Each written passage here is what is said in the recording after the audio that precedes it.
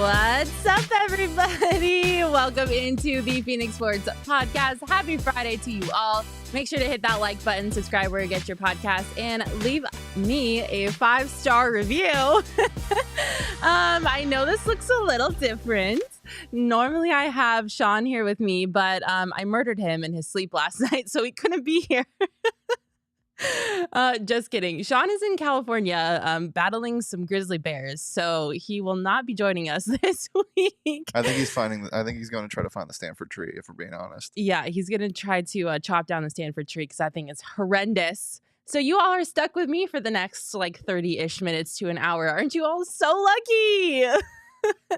I'm a little nervous doing the show by myself. I will say I've never done this alone before, but I think it's going to be great. It's going to be so much fun. You guys can comment along. We're just going to have a little chat, you know? I'm going to break down all the sports stories for you guys, and we're just going to see how it goes. Bubble Shane is still here. Bubble Shane is going to make an appearance. I'm a little nervous to show up right now, though. Why? Come on, Glenda the Good Witch. We'll see. Get on in here. I don't get beckoned. I just summon. I summon myself.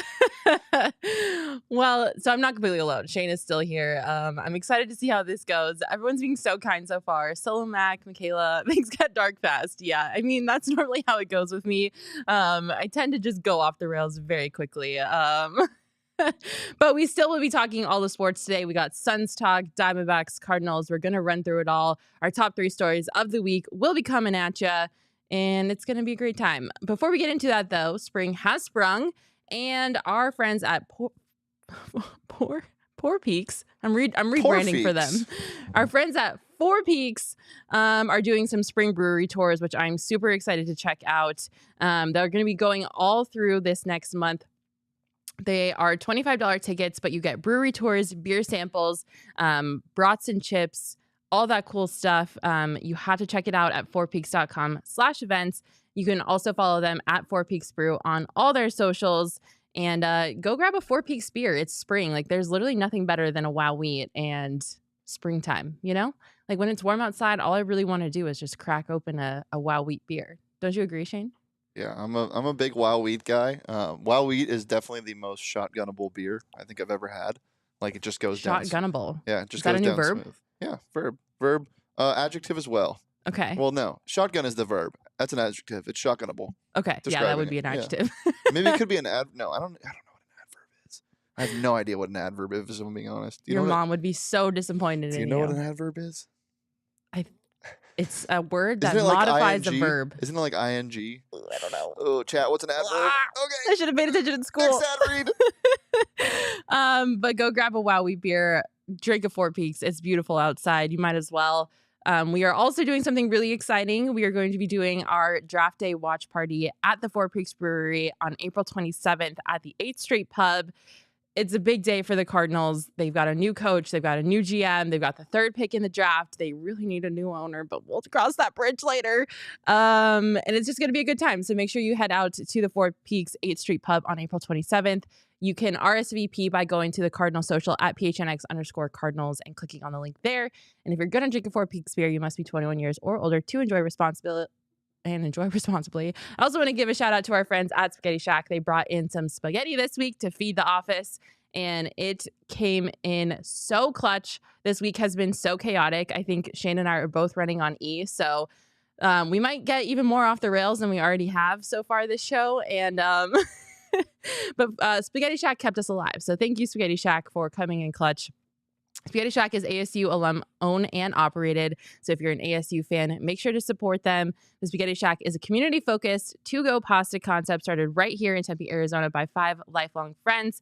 They currently serve in Tempe and Queen Creek, and they hope to be coming to a neighborhood near you soon. So definitely check out Spaghetti Shack. I make a sandwich out of the garlic bread and the spaghetti and the meatballs. Yep. So good. Yep. Elite. That's the way to go.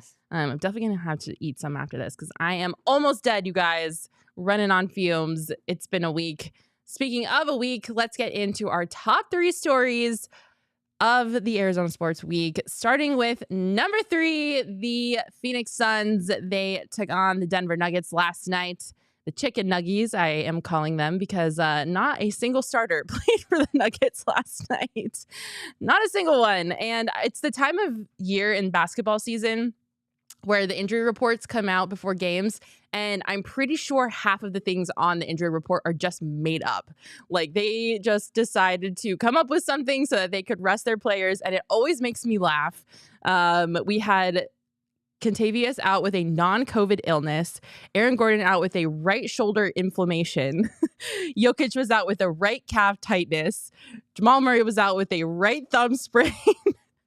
And MPJ is always out because he's never healthy. So what else do you expect from MPJ? I think that's just so funny to me when they release these and half the lineup is out. Like, can we just say they're resting? Like, can we not just come up with these stupid injuries?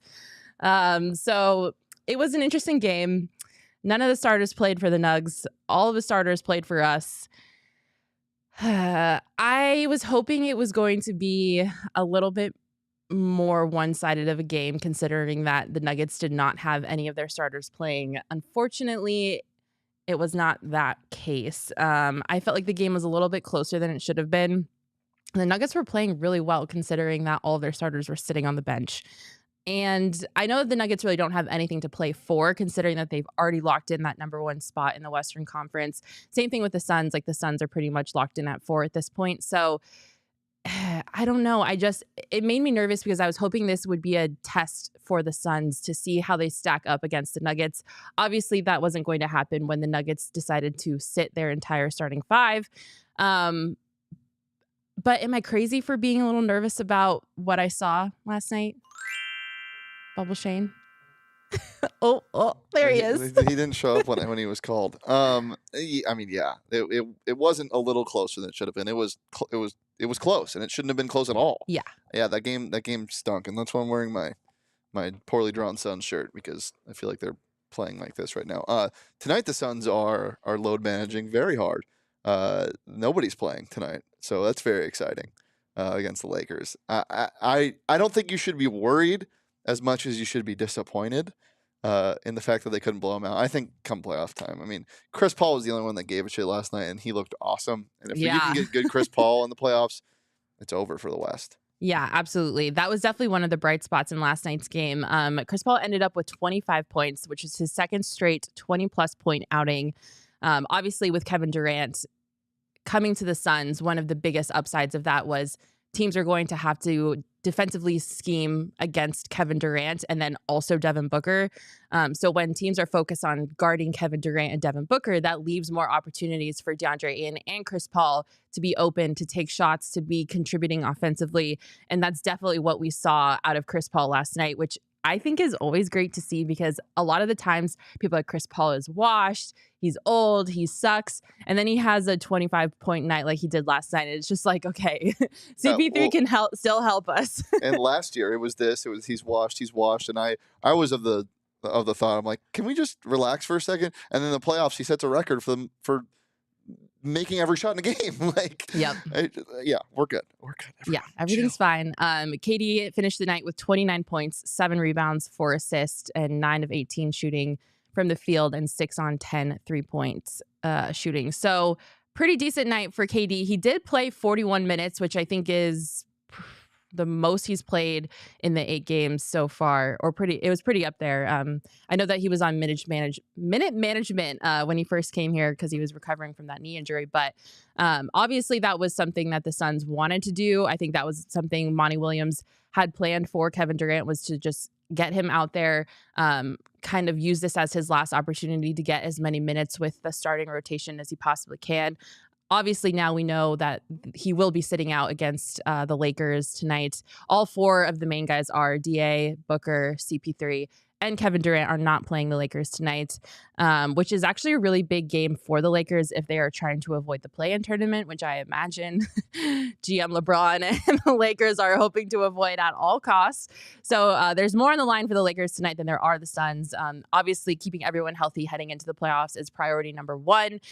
I'm still in the boat after seeing last night's game that I just wish they would have had more time together to gel as a team. Unfortunately, Kevin Durant injuring his ankle prevented a little bit of their time that they could have had to develop some of that cohesiveness. And I know the comments are conflicted. Howard saying that I am crazy for being concerned, and Jose saying we need health rather than chemistry. I get it, but I just like, I'm still nervous. I'm not doubting them. I'm not saying that this isn't a good team by any stretch of the imagination. Like, when you look at this team, it is a great team. I'm not saying that they're not. I'm just saying that for whatever reason, I don't know if it's a sixth sense. I don't know if I'm like channeling the supernatural or whatever else. I'm just saying I'm nervous, okay? Are you about to put a hex on the rest of the NBA Western Conference? Yeah, I will definitely try to hex the rest of the Western Conference, do a little snow dance or whatever. I also think like getting thrown into the fire like in playoff time is just gonna, you're just gonna forget about everything. Like, things can blow up and things can gel really well when it comes down to it, like when it really matters the most.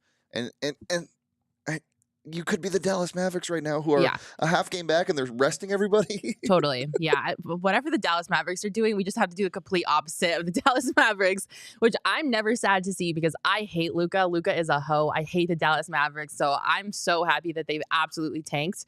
But yeah, I can't shake this feeling of being a little bit nervous.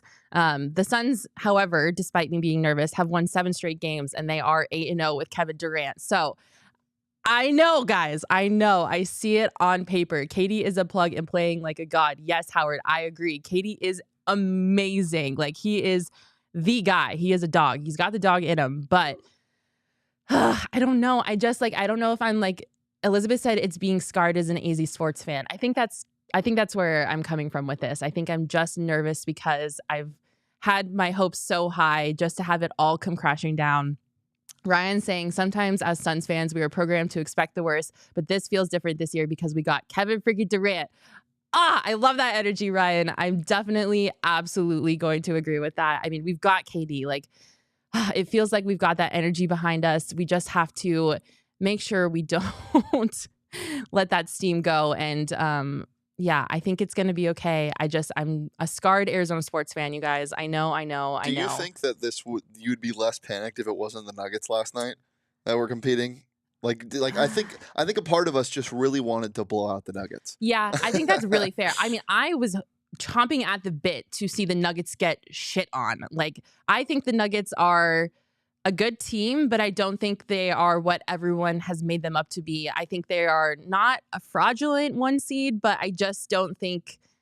I know that they've won a lot of games this year, but I don't know. I was hoping that I could see the Suns destroy the Nuggets last night, and that's not what happened. And the fact that it was so competitive and the Nuggets had their entire starting 5 on the bench just made me a little bit uneasy. I think if the Suns went out there and if the Nuggets weren't going to play their starting 5, I was hoping the Suns would just absolutely destroy the bench, at least. I would have rather seen a very competitive game with the starting 5 in, so I would have had a better gauge of like where the Suns stack up against the number 1 seed in the Western Conference. But we got what we got. I think that's definitely right, what you said, Shane, about me just being nervous because it's the Nuggets. I still think it's going to be okay, but I wish they would have just punched him in the mouth. Jan agreeing with me, saying the Nuggets are not as good as their record. Yeah, it's just blah. It's interesting to see what's going to happen. So moving on to the Western Conference, and just the playoffs in general. So we have the playoffs coming up. We've got 2 more games. We've got the Lakers tonight and then the Clippers to end the season.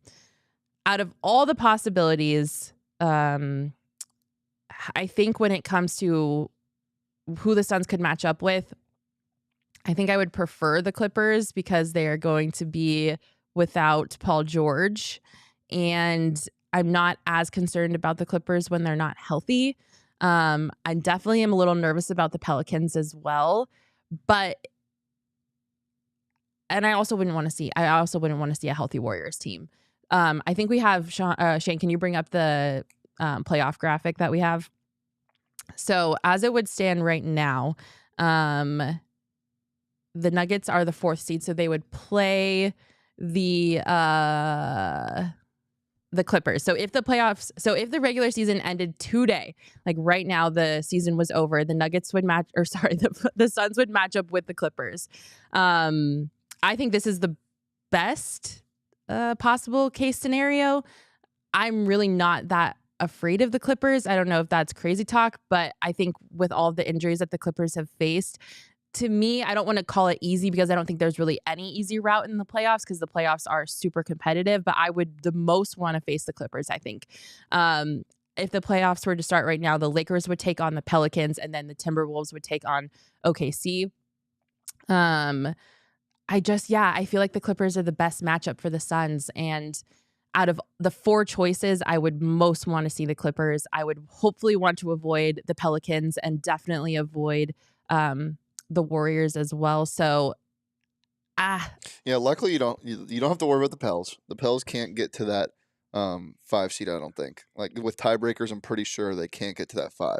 yeah. So I mean, I think the nightmare for Suns fans, if you're worried about, I get the thought of wanting to play the Warriors to get it out of the way and to make a statement, but you really don't want to see the Warriors, I don't think. Mm-mm. I agree. I think the Clippers is the team you want if you want an easy first round, but some people don't want an easy first round. That's fair. I'm not worried any of these 3 teams. I mean, the Warriors are definitely have the highest ceiling and that out of any of the teams, but you can get past anybody. You have Kevin Durant. Yeah, absolutely. Paolo in the comments saying that the Nuggets are the Nuggets are the Suns from last season. Suns started slacking in the third of the season, which carried on to the playoffs. Yeah, I definitely see a lot of similarities there. That's a great comparison. I'm definitely not scared of the Nuggets in the playoffs. Like if the Suns and the Nuggets somehow make it to the Western Conference playoff, I'm taking the Suns all day, every day. I'm not scared of them in the slightest. So it'll be interesting to see who we end up playing in the playoffs in that first round. We still have a couple games to go before it's officially decided. I'm just happy that the Mavs are still on the outside. Can we talk about that for a second? Sure. The Dallas Mavericks, if they lose tonight, they are eliminated from the playoffs. They are a half a game back. If they win, they have the same record as the Thunder, but they lose the tiebreaker. All they have to do is win their next game, and the Thunder would have to lose. That is it. Like, it's nothing crazy. They have to win tonight to stay in the playoffs, and they are sitting everybody. They're tanking for a better pick. I genuinely have no idea why they're doing that. It's the Bulls. What are we doing? I don't know. I don't understand it. I mean, maybe they're so overconfident that they think that they'll just beat the Bulls. No, I don't think that. I don't know. No, I think they're giving up. It's crazy. I think there's that much discourse in the locker room. I think Luka doesn't want to play, and I think Mark Cuban's made his first holy shit, that is a mistake as an owner. It kind of makes me feel a lot better that we didn't go after Kyrie. I mean, whew. Like, it's just been a dumpster fire for the Mavs. And I know that they're not completely out of it yet, but just the fact that they're at the outside looking in, that there's no guarantee for them, just makes me so happy. And also very thankful that we did not follow the Kyrie hype train and make that a possibility, because obviously it's not going very well for the Mavs. But speaking of games, if you want to go to a game, there's no better way to do it than by going to our friends at Game Time. Game Time is the fastest growing ticketing app in the country for a reason. It is the best place to get last minute tickets if you're a procrastinator like I am. They've got tickets to everything, upcoming games, concerts. You can get a parking pass on there. It is really great and it's super easy to do it. I have used Game Time and I cannot say enough good things about it. They are the absolute best ticketing site. You can snag tickets without stress with Game Time. Download the Game Time app, create an account, and use promo code PHNX for $20 off your first purchase. You guys, that is $20 off your first purchase. Terms apply. Again, create an account and redeem with code PHNX for $20 off. Download the Game Time app today. Last minute tickets, low prices, guaranteed. The last time I used Game Time, it was to see a Suns game, and I got lower level tickets for an absolute steal. So I can't recommend them enough. If you want to catch a game in the Valley here soon, head on over to Game Time, download that app, and use promo code PHNX. Yeah, and sorry, I misspoke. Luka is playing, but they're sitting Kyrie, Josh Green, Tim Hardaway Jr., Maxi Kleber, and Christian Wood. So, I mean, Luka's playing, but why aren't they? That's the biggest thing. It feels like they're surrendering. Yeah, it does feel like they're surrendering, or they're just putting all their hopes on Luka's shoulders and just hoping that Luka could win the game for them. What else is new? All right, let's get to our second story. Top story from the week. Baseball is back in the Valley, you guys. D-backs opening day was yesterday, and I'm not going to lie, it was kind of electric. I was there at the game on the field getting some social media stuff, and I just love America's pastime. I'm a baseball girl through and through. You guys know this. And I love when baseball season starts because there's still hope. I know that the season has kind of gotten off to an interesting start for the Diamondbacks. They are sitting at 3-4 on the season, so one game below 500. But before we get into all of that, opening day, absolutely love it. The fanfare, all the fans being there, the concessions, the ceremonies, it was all so cool. The Diamondbacks do a great job. Their in-game department, yes, absolutely kills it. They had awesome videos. They did great ceremonies. Christian Walker got his gold glove yesterday. They had an amazing first pitch that actually made me sob. And the flyover was epic. I actually got a really cool video of it that I'm going to show you guys. Just listen to it. And if you weren't there yesterday, imagine yourself being there. Put yourself in this environment and just like feel the vibes.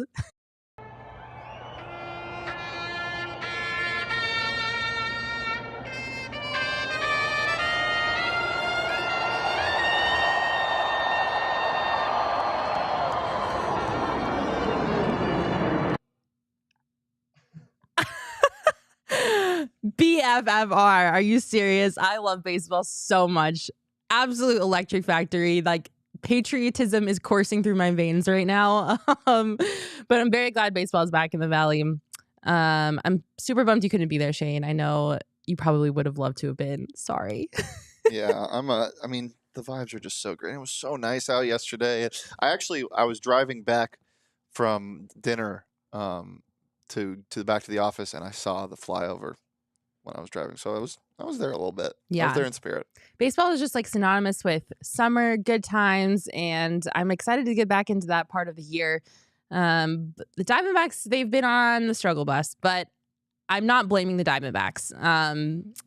They've had a really shit start to the season because whoever they made mad at the MLB scheduling department decided it was just hilarious to make them open the season on the road against the Dodgers, then play the Padres, and then come back and play the Dodgers at home for their opening day. So they've had a gauntlet of a schedule. And the fact that they're 3-4 after playing two of the arguably best teams in Major League Baseball, it says a lot to me. And I think that people who are already starting to dog on this team and press the panic button, which may seem dramatic, but it's not, I assure you. If Twitter is any signal of how people are feeling so far, it's not great. And I think that's really unfair because they've had to play two behemoths of teams to start the season, and they're 3-4.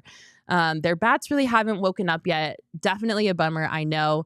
Their offense is really struggling, and also their starting pitching is really struggling as well. If you would have told me that Zach Davies was going to have the best outing so far out of all the pitchers in their rotation this year, I would have told you were insane. But that has, in fact, what has happened. Zach Davies has really been the only person to put together a comprehensive outing. Merrill Kelly got the start last night, and he went 5 2/3 innings with 6 hits, 4 earned runs, 4 walks, and 4 strikeouts. So definitely not the best. I think the World Baseball Classic cursed Merrill Kelly, and he's been struggling ever since then. Somehow, and I don't know how this has happened, the bullpen has been the most competent aspect of the Diamondbacks so far this season, which is so ironic because that is the one thing that everyone, including me, was so concerned about heading into this year because they were tragic last season and they hardly made any adjustments. They made a few additions to the bullpen this year, but I was panicked as all get out about the bullpen coming into the season. And get this, they're not the worst part of the Diamondbacks so far this year. They have the 4th best ERA, combined ERA in Major League Baseball with a 1.91. They are tied for second for strikeouts with 32, and they are tied for 7th with only 18 hits allowed so far. I know it's very early in the season, but I swear I feel like someone is yanking my chain because how have we gotten to this point where the bullpen is the only thing that's working?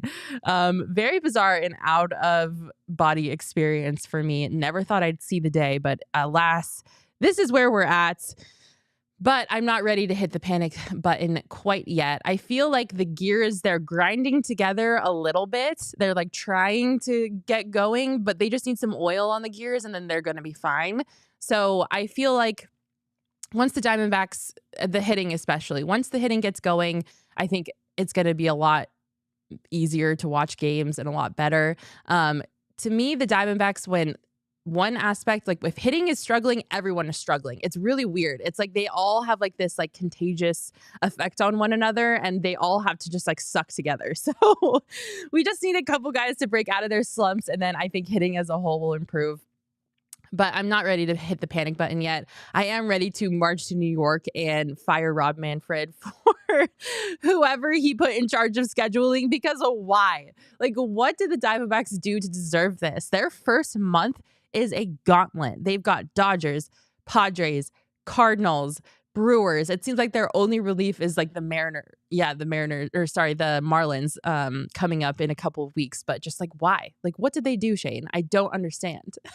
I don't know. Maybe they're eating the new food at the ballpark. Yeah, there is a lot of new food at the ballpark, but it's okay, everybody. It's not time to hit the panic button yet. I feel like the Diamondbacks are going to work it out. The baby backs are going to come through for us. I have so much faith in that.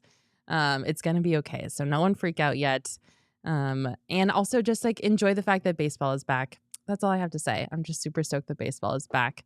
Charles saying it's still hockey season in my heart, but I'm stoked to get to some D-backs games this season. Yes, you definitely have to get out there. The ballpark is just electric factory. You love to see it. All right, before we get to our first story of the day, I got to tell you guys about our friends at OG's, because we have so many exciting things happening with OG's, including a brand new shirt that we released yesterday, but you will only be able to get it if you go to Buds Palooza, which is happening next Friday, April 14th in downtown Phoenix.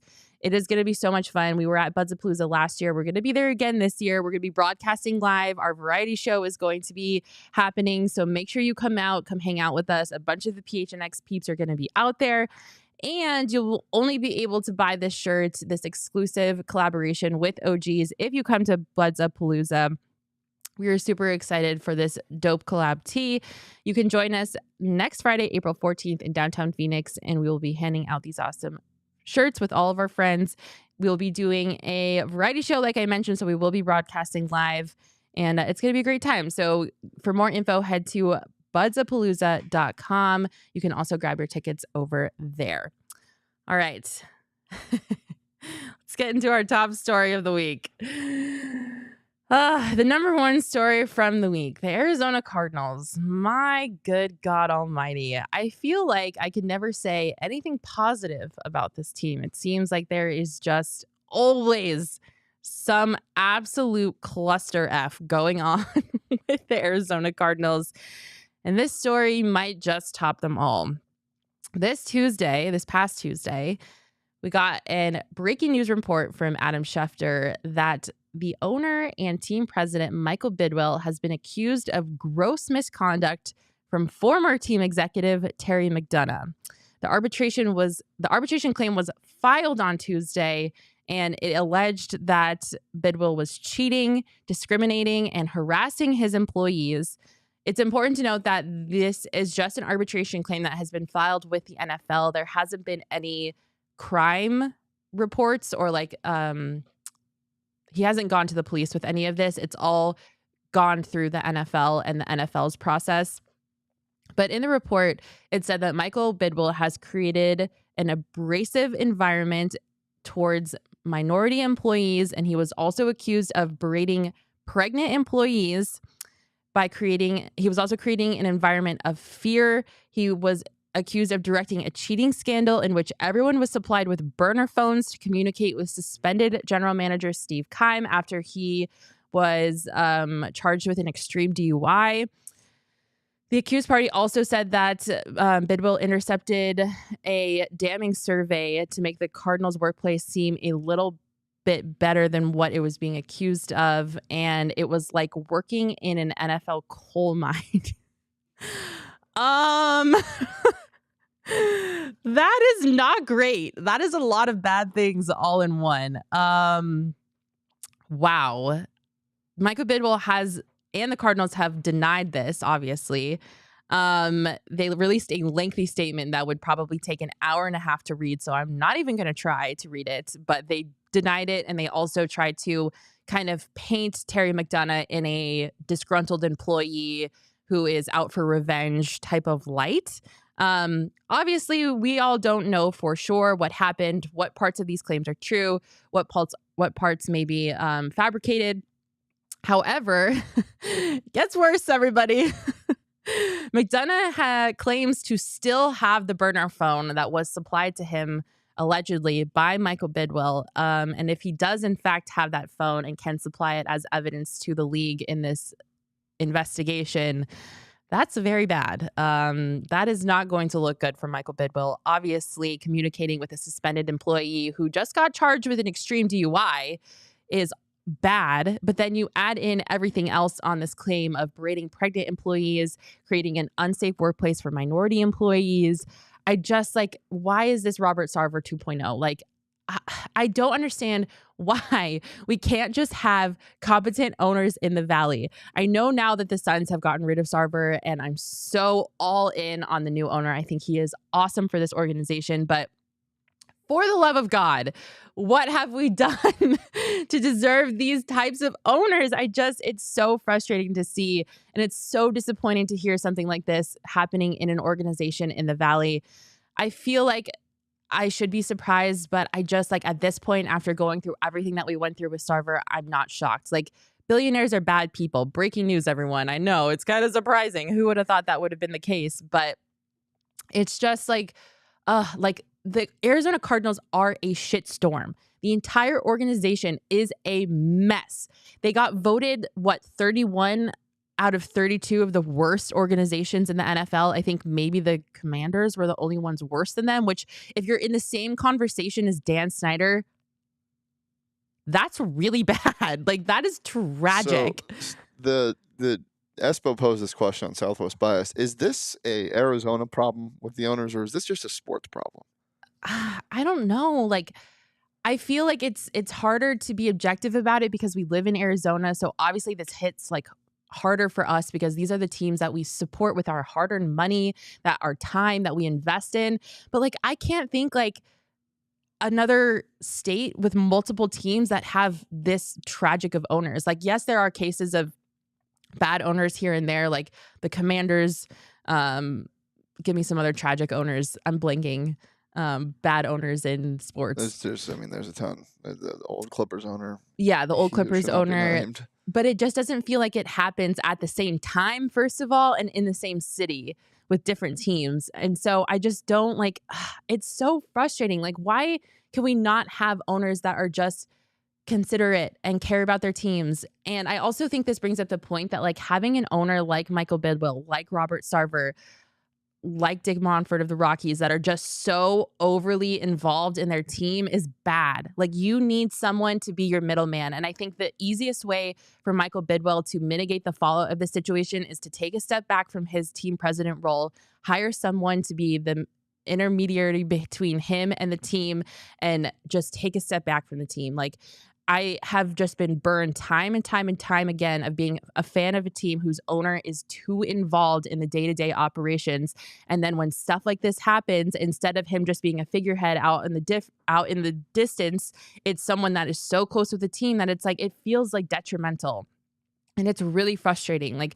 I'm so tired of hearing of terrible people owning teams that I really, really care about and negatively impacting the people that work for them. It is the most basic thing you can do is being a good human. If you're going to own a team and be responsible for the livelihood of hundreds of people, just be a good person. I know that sounds so basic, but it's crazy to me that we just went through an absolute shitstorm with Robert Sarver and the Suns, and now it feels like we're going through this again with Michael Bidwill. And I know there hasn't been a formal investigation launched to the degree of what the NBA did, but if we're putting Roger Goodell in charge of figuring out what's going on, he's not going to figure out what's going on. I'm telling you this all right now. Roger Goodell works for the 32 owners of the NFL teams, it's his job to make them happy. And unfortunately, like Michael Bidwill is the Bidwill name is synonymous with the NFL. Like Michael Bidwill's dad obviously owned the team before him, going way back in the Cardinals history. Like they have been an owner of this organization for forever, it feels like. And so I just don't see how this is going to go in a positive direction for anybody, because I don't think Roger Goodell is going to do the right thing. I have absolutely no faith in him as a commissioner. I think the only reason that the NBA did anything is because their commissioner actually gives a shit. So I'm so disappointed. Like, this is ridiculous. Like, the Cardinals were voted one of the worst franchises in the NFL by a survey. We had Sean Kugler gate. We had Steve Keim up and disappear. We had the homework study clause gate. We had Kyler, our franchise quarterback, deleting Instagram pictures. You're like running out of fingers.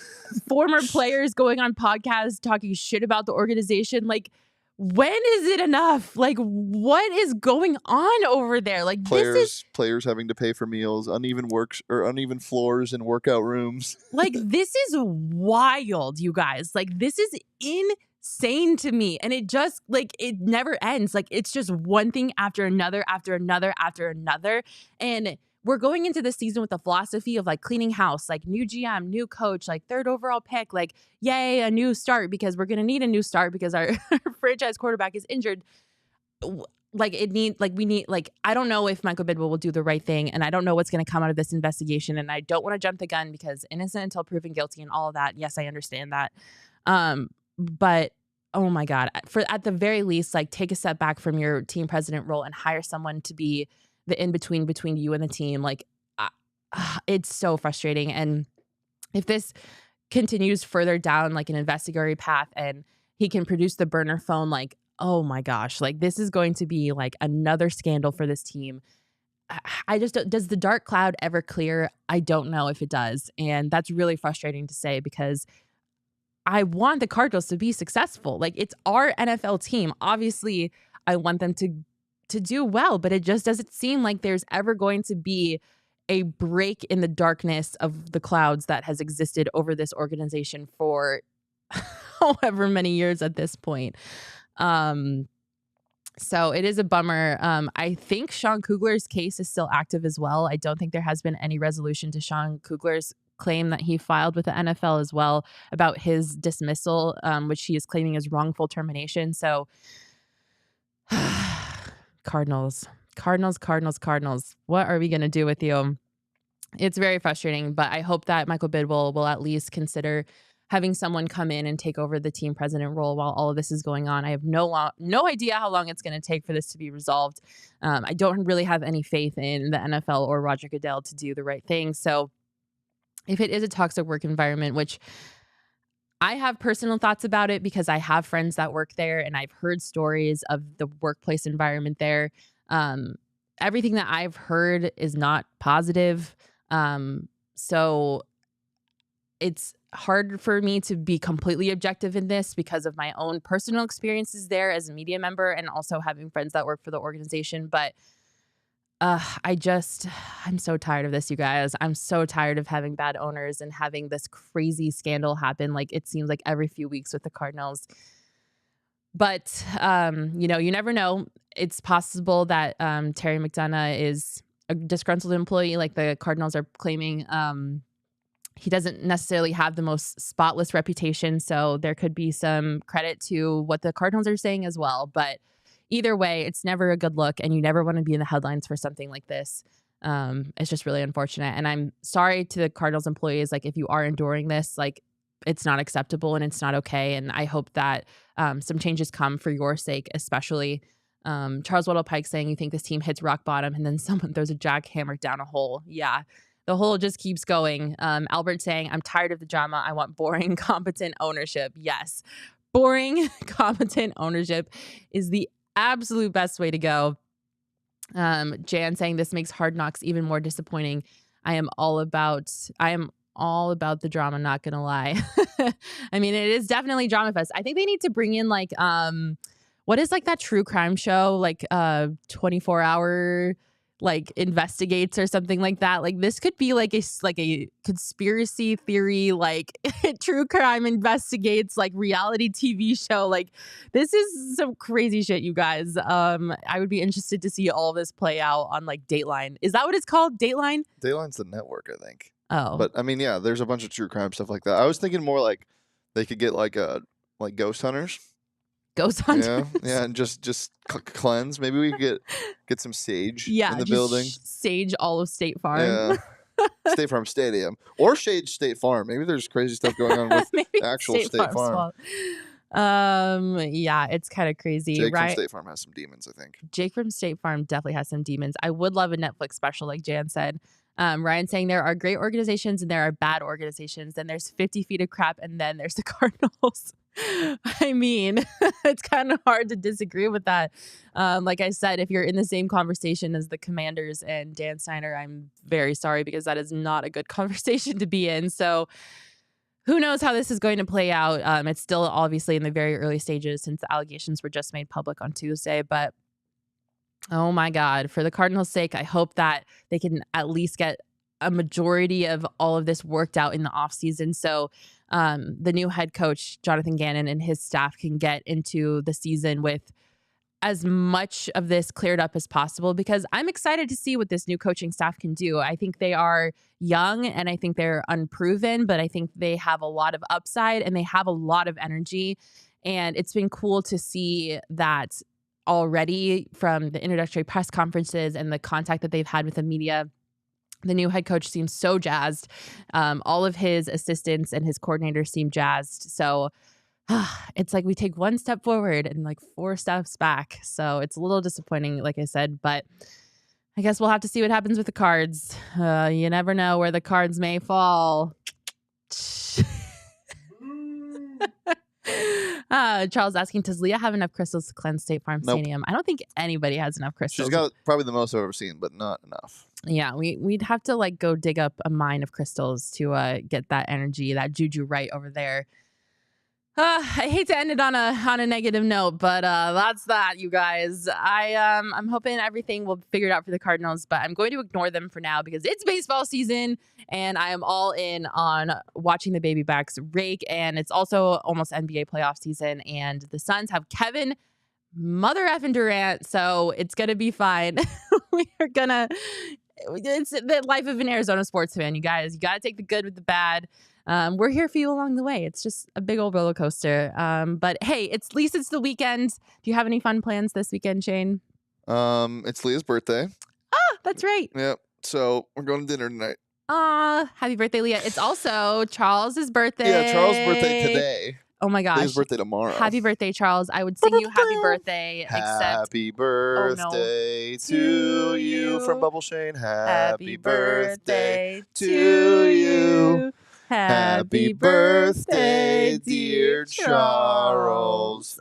Happy birthday to you. I cannot sing, you guys. I sound like a dying cat. It's absolutely terrible. I apologize in advance for everyone who had to listen to that. But happy birthday, Charles. And also, thank you guys for coming out to our takeover last night. It was so much fun. We took over Footprint Center. We watched the game. We were there. We have a group picture. Eddie Johnson came over to come say hi to us, which, that is not the group picture. That is me in the bullpen cart, which I haven't had to use so far this year. This was us at the takeover. This is only half of our group. The other half left us. But thank you guys so much for coming out to our takeover. The PHNX fam is the absolute best. I love you guys so much. I got to talk to a lot of you last night, and you are all just amazing. Shout out to Eddie Johnson, who was also stopped by. That was really cool as well. He absolutely loved it. But the PHNX fam is the best. And if you want to join the fam, head on over to gophnx.com and sign up for a diehard membership. There's so many great reasons to become a diehard, including discounts on merch all the time. You always get a discount. You get a free shirt when you sign up and a free shirt every year after that you remain a diehard. Access to our members only Discord, diehard only content on our website. It's worth it. I promise it pays for it in itself. We got a lot of exciting things coming up that you're going to not want to miss out on. And our diehards always get first dibs to tickets and things like that. But thank you guys so much for tuning in and writing with me. I know it was a little weird because I was by myself. I'm sorry you had to just listen to me talk for the last 30-ish minutes, but hey, we're trying something new. It was a good try. Sean will be back next week, but I will be gone next week. So have fun with Sean. Give him a hard time for me. Yell at him in the comments. You guys are the absolute best. I hope you all have a wonderful weekend, and I will see you in 2 weeks. Bye.